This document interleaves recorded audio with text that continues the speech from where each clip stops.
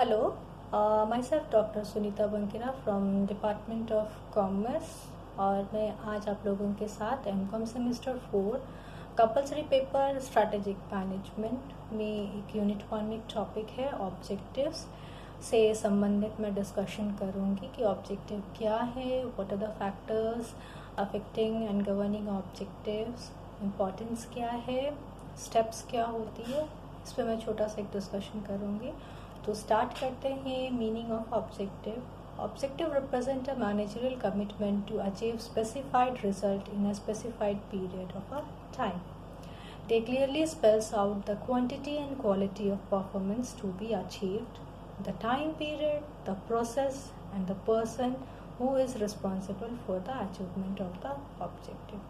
Objective क्या है? एक आपको एक तरीके से किसी चीज़ को अचीव करने के लिए एक मैनेजरियल कमिटमेंट है जिसके अंतर्गत क्वालिटी एंड क्वांटिटी पर परफॉर्मेंस किया जाता है कि किसको किस तरीके से काम करना है, समय को ध्यान में रखते हुए, और हर एक व्यक्ति जो है अपना ऑब्जेक्टिव से जो रिजल्ट मिलेगा उसके लिए वो रिस्पॉन्सिबल रहता है.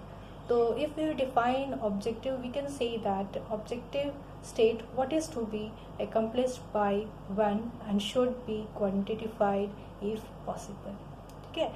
तो ऑब्जेक्टिव्स को अगर हम और अगर डिस्कशन करते हैं या उसके बारे में बोलते हैं तो objectives are more specific and narrower. ये क्या एक तरीके से बहुत स्पेसिफिक होता है, नैरोअर प्रोसेस है. Objectives are always measurable and particular. It varies with the hierarchical level in the organization, becoming more focused and short-term, going down from top level to the frontline managers. Objectives are critical for the organizational effectiveness and efficiency, and it has been shown that the managers who have aggressively pursues objectives perform better than managers who are not driven by them. तो objectives की अगर हम बात करते हैं तो ये क्या एक तरीके से बहुत स्पेसिफिक होता है, इसको हम मेजर कर सकते हैं, और ये एक हायरार्किकल लेवल यानी कि एक आपका टॉप, मिडल एंड लोअर जहाँ है ऑर्गेनाइजेशन में, तो हायरार्की में इस ऑब्जेक्टिव को फॉलो अप किया जाता है. और किसी भी ऑब्जेक्टिव जो है ऑर्गेनाइजेशन का इफेक्टिवनेस और एफिशिएंसी को बढ़ाता है. तो इम्पॉर्टेंस ऑफ ऑब्जेक्टिव्स की अगर बात करें कि एक ऑर्गेनाइजेशन में ऑब्जेक्टिव्स को क्यों बहुत अहमियत दिया जाता है, वो क्यों इम्पॉर्टेंट है, तो फर्स्ट है objective defines the organisation into its environment. Objective क्या करता है? एक ऑर्गेनाइजेशन को डिफाइन कर देता है कि वो पर्टिकुलर ऑर्गेनाइजेशन किस पर्पस के लिए है. Objectives helps in coordinating the decision and decision maker. Objective क्या करता है? कोऑर्डिनेट कर देता है जो भी निर्णय लिया गया है अथवा जो निर्णय लेने वाला है उन दोनों के बीच में कोऑर्डिनेशन बनाता है. It helps in formulating the strategies. Objectives provide standard for assessing organisational performance है. ऑब्जेक्टिव क्या करता था? एक ऑर्गेनाइजेशन का परफॉर्मेंस को स्टैंडर्डाइज कर देता है कि ये एक लेवल है, इस लेवल का वर्क एक ऑर्गेनाइजेशन को विद इन टाइम पीरियड करना है, और उस चीज़ को अचीव करने के लिए हम वेरियस सब ऑब्जेक्टिव्स इन एन ऑर्गेनाइजेशन बनाया जाता है कि किसको क्या काम करना है, किस तरीके से काम करना है, और उसी अनुसार से हर एक व्यक्ति का चुनाव किया जाता है. Division of work and responsibility दी जाती है. Each man is responsible for his work. He is accountable, he is responsible for his work.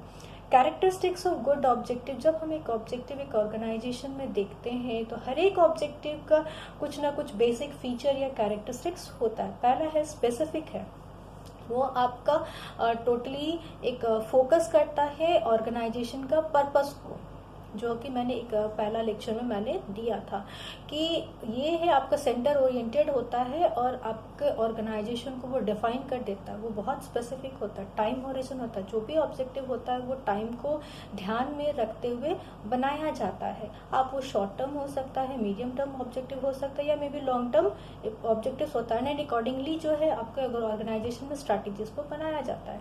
तीसरा कैरेक्टरिस्टिक्स की बात करते हैं तो ये फ्लेक्सिबल होता है. ऑर्गेनाइजेशनल जो ऑब्जेक्टिव्स होता है वो बहुत फ्लेक्सिबल नेचर का होना चाहिए ताकि according to the environment, according to the situation it can be changed and modified.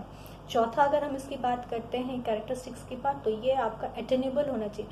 कोई भी ऑर्गेनाइजेशन ऑब्जेक्टिव जब सेट की जाती है तो उसको अटेन करने का पर्पस होता है, तो ऐसा ऑब्जेक्टिव्स बनाया जाता है जिसको कि एक ऑर्गेनाइजेशन अचीव कर सकती है।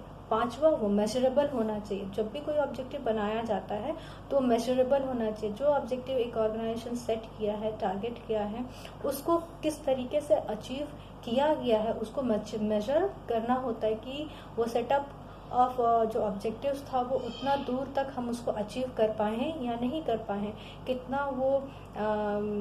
कितना हद तक उसको हम अचीव किए हैं, उसमें कितना गलतियां हो सकती हैं, या फिर कभी कभी हो जाता है डिलेज हो जाता है। तो what are the reason for the not achieving those objectives in the proper time, क्या कमियां रह गई थी, उनको किस तरीके से हम लोग कंट्रोल कर सकते हैं, किस तरीके से सुधार कर सकते हैं। इसीलिए इसमें बोला गया कि उसको मेजरेबल करना होता है। इस तरह ऑब्जेक्टिव इस तरह का बनाइए कि जो कि हम उसको मेजर कर सकते हैं। फिर 6th पॉइंट अगर हम बोले तो ऑब्जेक्टिव्स का कैरेक्टरिस्टिक्स में इंक्लूड करते हैं मल्टीपल ऑब्जेक्टिव्स होते हैं। ऑब्जेक्टिव्स जनरली एक प्रकार का ऑब्जेक्टिव नहीं होता है, ये मल्टीपल ऑब्जेक्टिव्स होता है। हर फैक्टर्स जो होती है अलग अलग लेवल्स में अलग अलग ऑब्जेक्टिव्स को बनाया जाता है। तो जिस तरीके का ऑर्गेनाइजेशन है उस ऑर्गेनाइजेशन के आधार पर एक मैनेजमेंट जो होती है, एडमिनिस्ट्रेशन जो होता है, वो ऑब्जेक्टिव सेटअप करती है और उसी के आधार पर हम लोग मल्टीपल ऑब्जेक्टिव्स बनाते हैं। Rare to have just an objective at all employees works together होता है।